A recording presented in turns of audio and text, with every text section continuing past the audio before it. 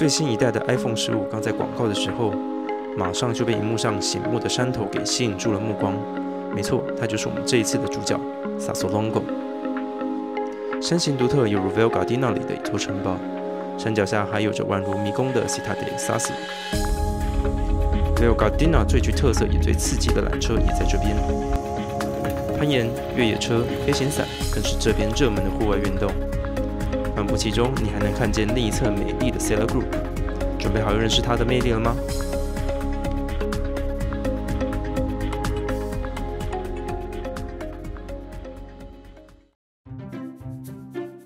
这天我们要从 Plan d'Engaba 站出发。第一段缆车会带我们来到 Pizzetra 站。我们要搭2阶段，然后我们会直接上到前面的这个 Sassolongo 上面，然后我们会从那边再搭缆车上去。对，那我们大家今天的一个计划是要去看这个它下面蛮有名的一个石林区。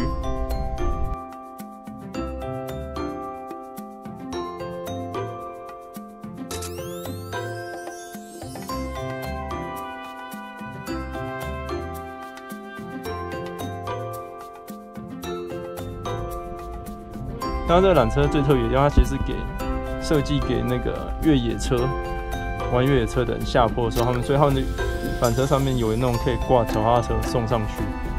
对。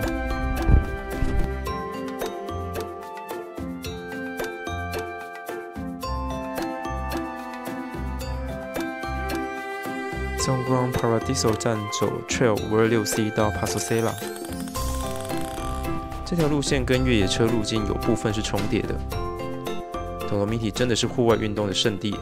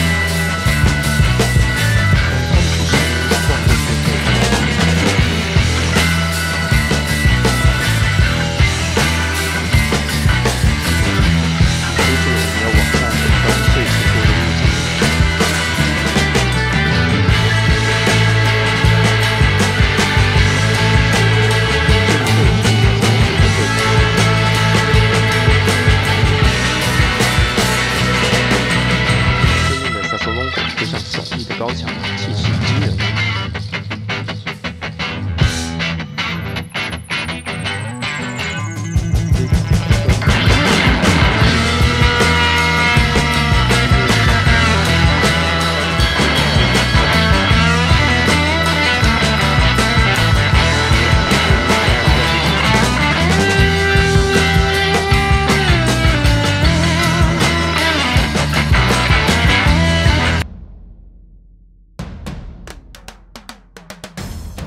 从 Montesura 缆车站，除了可以搭一般的缆车下去外，你也可以选择很不一般的。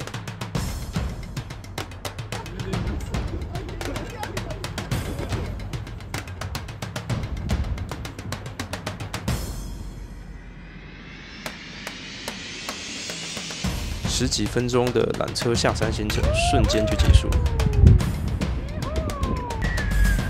一开始的高度很惊人的高，你还看到它从头顶飞过去。我靠，超快！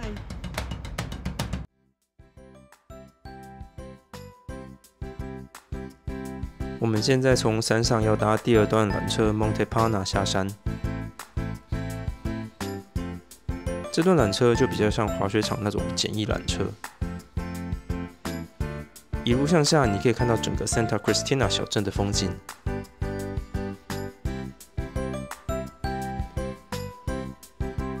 只能说，真的是如诗如画呀。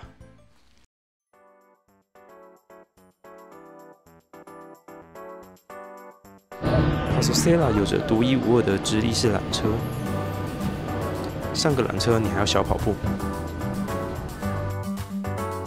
缆车内部的空间真的十分狭小，你看，只是我们2个人加上背包就直接装满，一点都不夸张。随着缆车缓缓向上，你可以下方就可以看见士林区的526步道。缆车上升速度不是挺快，不过说实在，真的很晒。看着对侧的缆车从山壁上陡降下来的感觉，其实还蛮神奇的。你看看这个坡度，真的是越来越斜。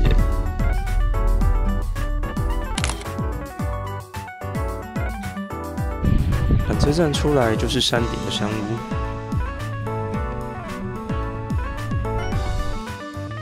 其实这边是有步道525，可以让你从山谷间一路下切。这条下山的路径，我们其实有试着走了一小段，但是这个碎石坡路径跟坡度让我们放弃了，真的实在是太滑了。想要用健行上山的话，我会建议从 Trail 525往上走，然后搭缆车下山，膝盖也是要好好保养的呀。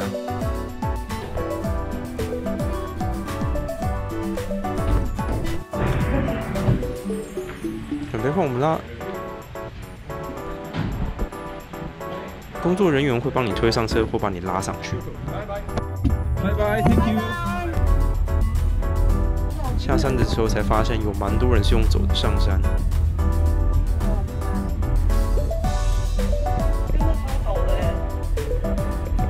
你看上面那边一堆人在攀岩。之前才看到有人分享下山的时候遇到大风雨，被困在缆车里1个多小时。